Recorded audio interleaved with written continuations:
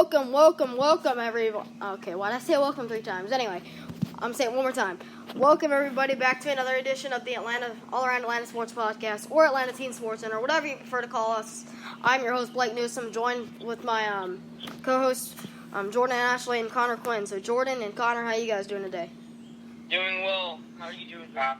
Yep, and we hope to do like 2 shows legit back-to-back. Right now we're doing this show, and it is like 2:30 in the afternoon on a Monday in June here in Atlanta. I'm standing outside my dad's office literally because it's too loud.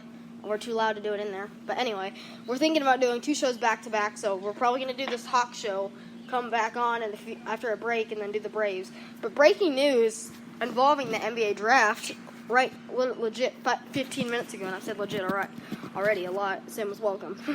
Not the best start. But Markelle Fultz, who's supposedly going to be drafted by the Celtics, which we guys talked about this before the show started. The 76ers have just traded up to the number 1 overall draft spot to be able to pick up Markelle Fultz, as the Celtics have slipped down to the number 3 spot. So what are your guys' thoughts on, was this a good trade for the Celtics to do?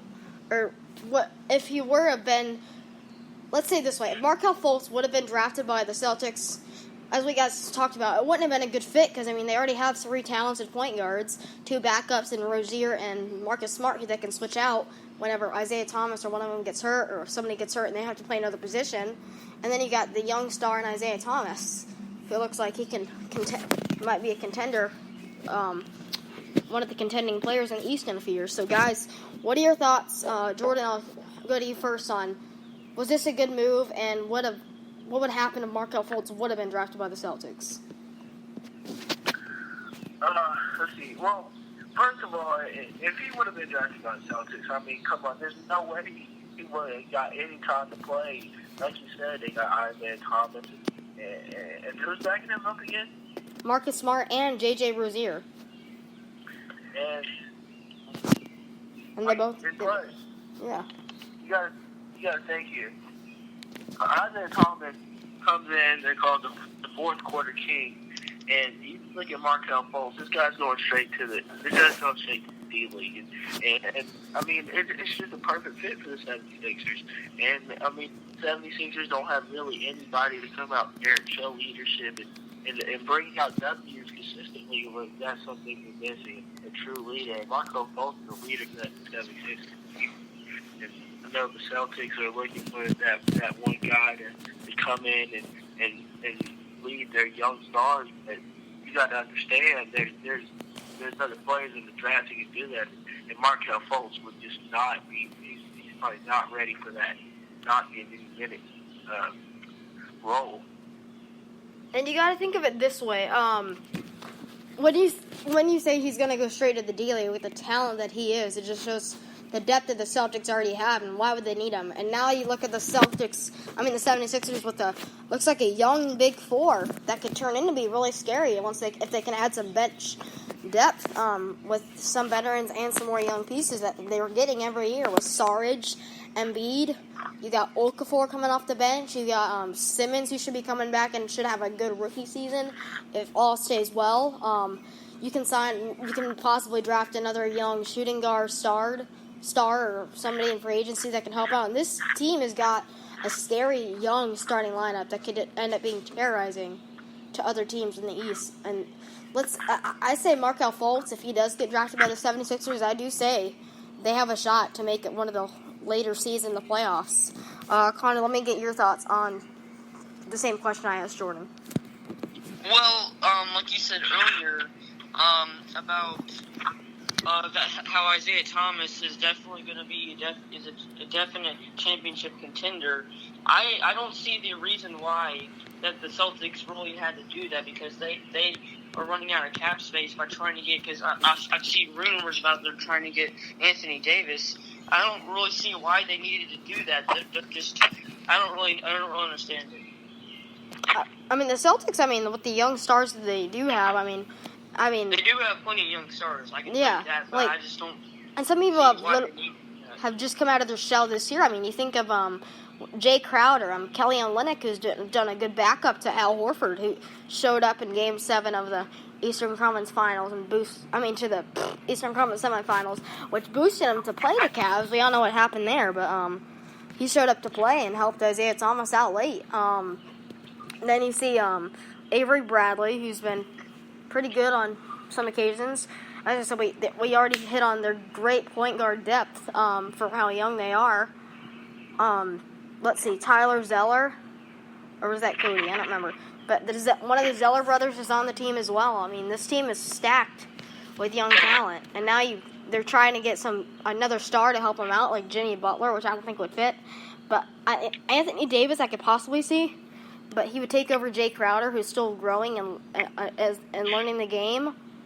But I mean, would the Celtics really need it? And will the Cap? I don't know. I mean, the Cap might do it. But anyway, let's move on to the Hawks talk here.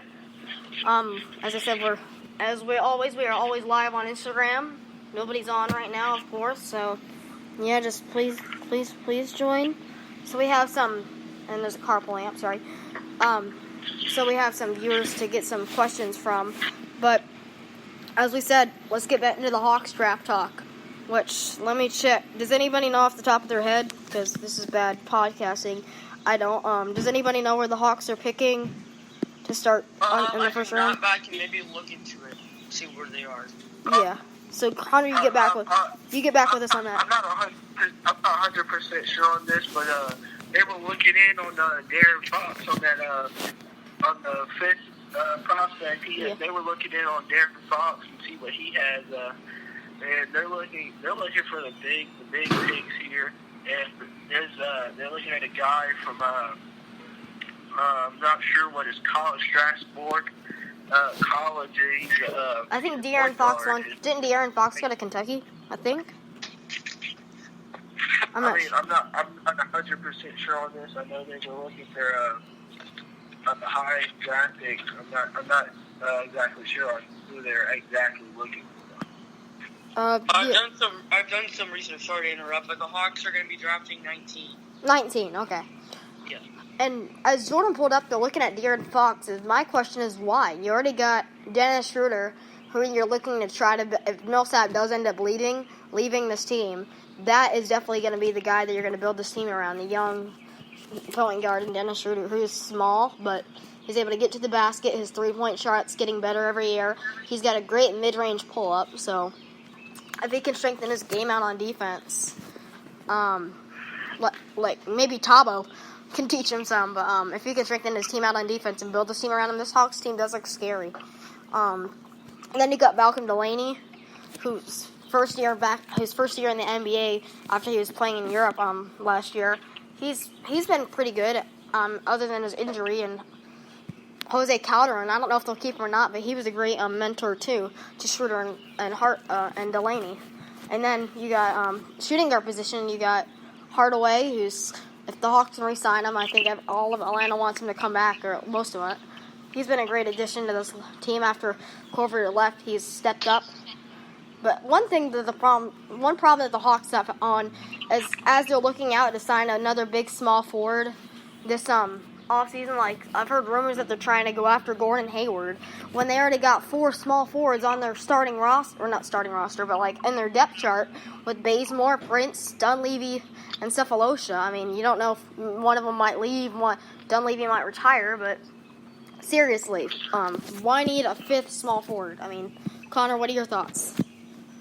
Well, this is one of the part where, because of our new GM from Golden State comes into place, he can. I'm anxious to see who he goes for in this year's draft in the first round, because he's definitely going to be trying to set up a style of offense like Golden State has, considering he just came from there.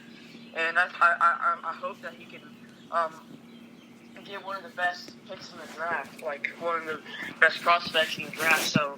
And maybe we can get, like, on July 1st when the free agency starts, we can maybe pick up some veteran players that can be very useful to our offense. One player that I do like, whose contract is ending, I haven't seen him play that much because the Hawks only play him 2 times a year, but I think that he could possibly be a good addition if Millsap were to leave. I don't think you bring him in if Millsap were to stay, which we'll talk about later if Millsap to stay or not, which has been a common topic lately. But the player of Zach Randolph from Memphis, I mean, for some reason my gut is telling me that he would be a great few-year addition to end his career with Atlanta. I mean, Jordan, Jordan and Connor, I don't know if you guys will leave with me. I'll ask your opinion on that. I'll start with you, Jordan. Do you think Zach Randolph would be a good addition if Millsap were to walk away? There's so many things wrong with this one topic. And, I mean, as we're talking, we're saying, hey, Golden State Warriors offense, their Schroeder and small forward. You know, power forward spot has not, there's not a chance. I mean, there's a little chance, but the chance of Paul Millsap walking away is small. But if he does, Zach Randolph, the Hawks could do better. They have talent down their D League they can trade for. There's guys on the free agent market. I'm not sure if you want to go and degrade and spend more money on somebody who's not as good or at the level as Paul Millsap is at his age. And Zach Randolph is coming to the end. If he's not been performing as well as he has in the past, of course you got Mike Conley over there, And Vince Carter. But I mean, it's not helping the Hawks at all for them to get Zach Randolph at all. I mean, it wouldn't fit their style. It's just not there. Okay. Well, I'd say, I mean,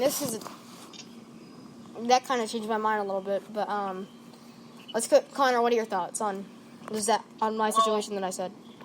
He definitely, Zach Randolph definitely makes a huge impact on the reason why the Grizzlies make the playoffs just about every year since they lose from Vancouver.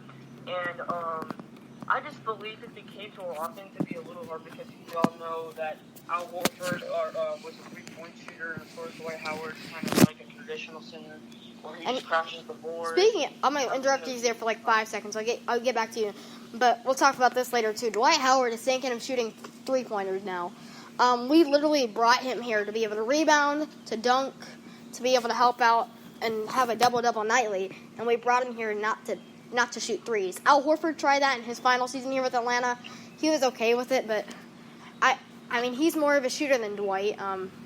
He can shoot the mid-range, while Dwight can't. So I just can't picture Dwight knocking down more than 1 3 a season, which it seems like he's done most of his career. He's hit like 1 3 every year. But anyway, I'll get back to you, Connor. You can continue. I was gonna say, if we get Zach Randolph, he's definitely a better. Hold on, let me pause this. Sorry, guys, I had to pause it. There was a truck pulling in. I didn't know if you guys could hear Connor. So, Connor, you can try to continue again. So as I was saying, Zach Randolph is definitely a very aggressive player, and I think if somehow we pick him up from Memphis, I think it might take a season or two, just like Dwight Howard is, to kind of fit into our offense and just kind of comprehend like kind of how our plays are set up and how because like you said, like they mainly got into rebounding and to dunk the ball. But our offense is kind of like the Spurs offense because Coach Bud was Greg Popovich's assistant, and where we take a lot of threes, and I think definitely if we're going to need we're definitely going to need as many three-point shooters as we can. But I think if Dwight Howard can stay in Atlanta, if he can somehow work on mid-range jump shots at least. Well, Jordan, you can go. I was gonna comment on what he said. Dwight, like you said, he's not a shooter. He's a traditional center. You know, we brought him in here to get rebounds, be able to come in, dump the ball, do the things that Al Horford couldn't do. I mean, Al Horford was the center that gave, maybe 10, 12 points a game, maybe at the most.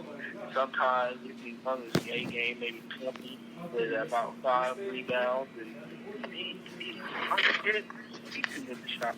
That's something Dwight Howard does. He's smart with the ball. I mean, he can't shoot, but they're working on that. Those have been rough that here with Atlanta. And shooting is a thing in the line right now. We're going to give him an extension, and then once we bring in Millsap, which I'm pretty confident we'll do, I'm pretty sure this team will be more of a Golden State Warriors type team along mixed in with the Cleveland Cavaliers of 2014-15. Yeah. Well, one thing to say is Al Horford, when he left to Boston, the whole reason is because of Dwight Howard. When the Hawks legit brought Dwight, and that's another legit, but they, in my opinion and my dad's opinion, they brought Al Horford, Dwight Howard to help him out with the rebounding. Al Horford was going to be able to keep his center position. They were going to convert Millsap to small forward, and they were going to convert Dwight Howard to power forward, and then they could fill it in.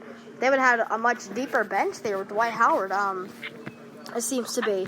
But Dwight was going to... I mean, all he wanted to do was help Al out. I mean, they haven't had the best relationship as NBA-wise as they have all the way to looking to this year when Dwight almost, backhanded Al Horford in the back. And then where they've had some words with each other in the past. Anyway, I think Dwight Howard was willing to make up with Al Horford there. But Al Horford said, nope, I'm out of here. He went up to Boston, and the thing that hurt me the most... I mean, after he was with Boston until February, which we all know what happened around that time, as a Florida Gator fan, I supported him for all the way until then, until he posted on his Instagram a few days later about the New England Patriots defeating the Atlanta Falcons, and I'm like, okay, that's your last straw, Al. But yeah, good luck to him and the rest of his career, I guess, up in Boston, where his father says he's happier. Good for him, but to be honest, I'm fine with Dwight just as well as Al. But,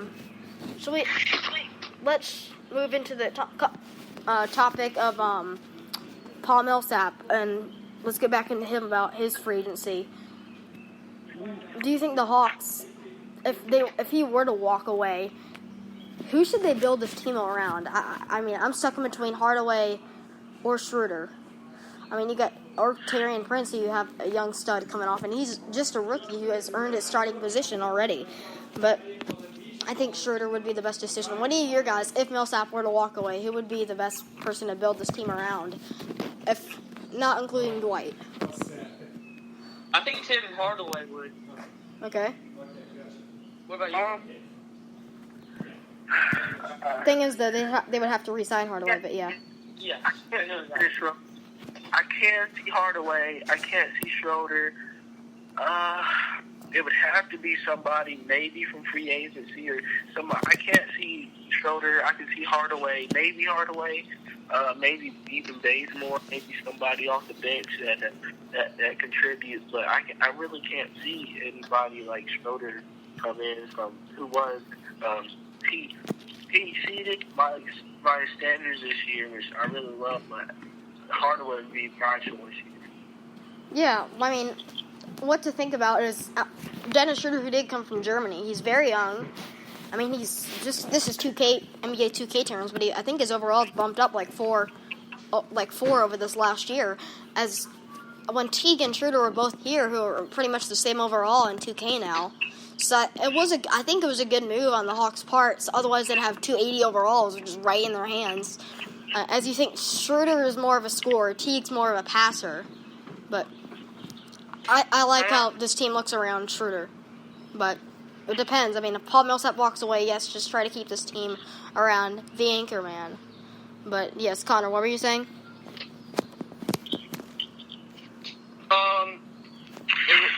Wait, what was I saying? You were like, and then I continued for like 5 more seconds, and now here we are. No, I wasn't saying anything. I don't remember. Alright, well, that's okay. Let's just get back into the draft talk here. I definitely don't think the Hawks need De'Aaron. I definitely think that would be a bad decision if the Hawks were to get De'Aaron Fox. I mean, I think he is a good point guard. but I just don't see with already having Malcolm Delaney and Dennis Schroeder on the team. I just don't see it. It's just that's just like the Celtics' decision right there. If they were to draft Markelle Fultz, bring in a fourth point guard. If the Hawks were to sign Calderon, that'd be 4 point guards on the roster. I mean, we already have 4 small forwards, and then 4 point guards with that. That's half of our roster in just 2 positions. So I don't know, but let's talk we'll talk a little bit more here about Markelle Fultz and his trade on his pick being traded to the 76ers for them to pick him up. How do you think Markelle would do with the 76ers, along with Embiid, Okafor, Saric, Simmons, possibly another young stud, and then they could bring in somebody from free agency, which I'm sure they will. How do you think this team would look all of a sudden after a year ago where they won 10 games? Where'd my co-host go? Alright, so there were a team who won in 10 games, and that's not what fans want to see. But I think this team could really use this guy. I mean, you got Joel Embiid who can't stay healthy. You got Sarge who's done really well on his ability to score, and other young guys on the bench and whoever comes out. But I think Markelle Fultz, they need anybody really, anybody can score. If you play basketball, if you can score and actually play defense, you can play on the 76ers. It's not like this is rocket science. I mean, this team isn't as good as they could. They're just making on bad drafting, excluding Joel Embiid. And this guy, if he stays healthy, they're achieve that for me, but that's just not what I've seen. Ben Simmons, I think he was injured almost, was it the whole year? I remember it being quite a bit of it, but he was pretty much the whole team down at LSU back in college. He was the whole reason they made the tournament that one year. Now look at him now, back without Simmons, and their team has just gone back to the SEC dump hill of back into the football contenders in SEC football, but once you move over to basketball, LSU is just not to be shown anymore once Simmons is gone. But wasn't he injured pretty much the whole year? Or was it the full year? Yeah, he was in the ACC. And was that ESPN? Rumor Central, let's just look at this. Yeah. It says the Hawks, Bulls, Clippers, Timberwolves, Jazz are among teams interested in offers Andre Iguodala. Wow, that's big right there. The Hawks pick up Andre Iguodala. You know, that's one thing that we can put him at small forward, and you don't have to do that anything, you know. I mean, what I said already, I think multiple times, this shows they already have too much depth, which is hard to say. Too much depth to their small forward position, and then you bring in Travis Schlenk that used to be part of the Golden State organization, now trying to bring a player over with him. I just don't see Andre Iguodala fitting here, especially with all the small forwards we already have already. Let's say Dunleavy retires, and then you keep Bazemore and Prince, definitely. You still have Cephalosha, who you definitely need. That's still 4 small forwards. And sorry, Connor, you can go. I said I'm sorry. You can start with whatever you were about to say. That was Jordan. Oh, say it. Okay, Jordan. Sorry. No, but there's an easy fix to that.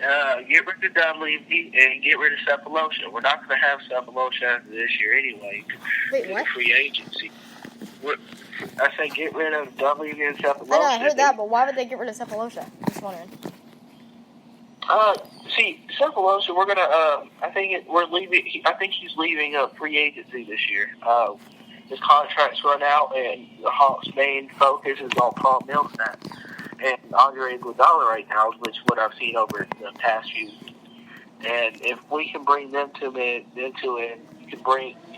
you can move over the players, but you can keep keep Bazemore on the bench like you have been, and you can put Prince over shooting guard, let him either start or be behind Hardaway, and then you could have Iguodala starting. Your five could be Schroeder, Prince or Hardaway, Iguodala or Bazemore. We can have maybe Humphreys at the power forward, or we can even move Cephalosha over to the power forward slot. Or if we get Paul Millsap, we have Paul Millsap there. One thing I'd rather see, I think Humphreys is a free agent this year too. I'll get back to you in just a second, Jordan. I think Ilyasova, Millsap, and Humphreys are all free agents this year. I say let Chris Kardashian get it, because okay. But I say let Chris Humphreys go. I would say to keep Ilyasova. I mean, he didn't play with us very long, but for the time that he had been here, I just think that he had a pretty good showing. But I don't see Chris Humphreys staying on this team very much longer. He did do a pretty good job coming off the bench. We traded for him on the trade deadline, or I can't remember. I think it picked him up if the Wizards released him, but I just don't see him performing that well.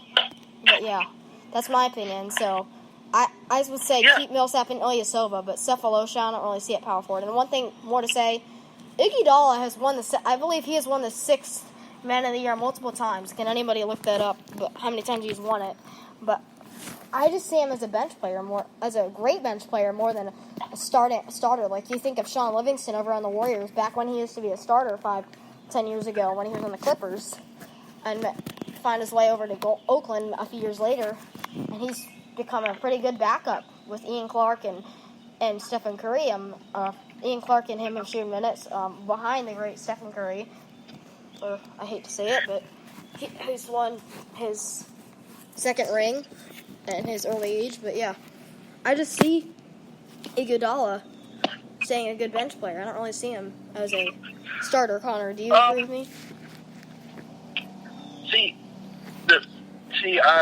Iguodala is, if we're going to build, like you said, if we're going to build a team around somebody like Schroeder or Hardaway, and if we pick up Iguodala, and that's the advantage of moving players around from position to position. The Hawks, we have a versatile, means we can move players over to different positions. Look at the Cavs, look what they done with LeBron and Kyrie and players. And those players, they've got Kyrie at center and LeBron at point guard. It's just a matter of creativity and your versatility against teams. And you can move Ilyasova to that point guard, shooting guard, keep that small forward. You can move Iguodala to back up for Howard and put him at power forward. And that's what the Hawks. That's one thing they haven't done. They're versatile. They just don't know it. They have to use it. You can move Schroeder over to shooting guard or small forward. He can use his speed to his advantage. I mean, his height would be a disadvantage, but he can use his speed.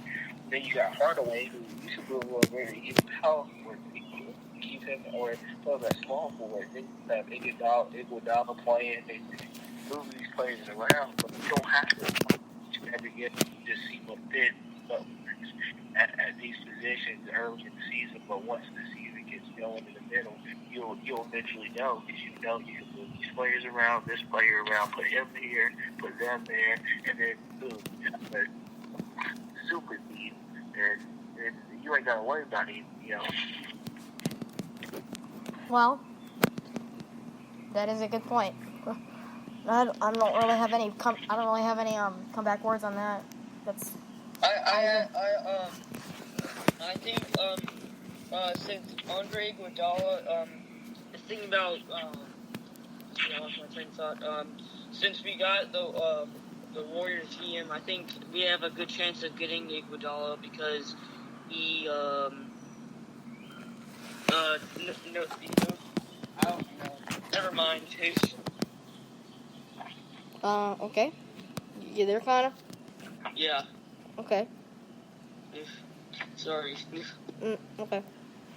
Well, do you guys have any other things you'd like to cover during the show? No. And I think this might be our first show that we have dragged, other than our all-around show, that we have dragged over a half an hour, or one of the first, because we've tried to make these shows short and sweet, but there's a lot of stuff that had been floating out there for the Hawks lately. We tried to do the show, and I guess that'll pretty much wrap up this edition of the Hawks all-around show here in the Atlanta Teen Sports Center. I'm your host, Blake Newsome. I was joined by great co-hosts, Jordan Ashley and Connor Quinn. And guys, we will probably be back on here less than 20 minutes at max, might probably even less, to do a Brave show, which is, there's been news going on too with Brandon Phillips and the gang. But I guess we'll see you guys in just a few. We're going to take a break here, not like a commercial break, but break between shows. Well, thank you guys for listening, and I guess we'll see you on next time. See ya.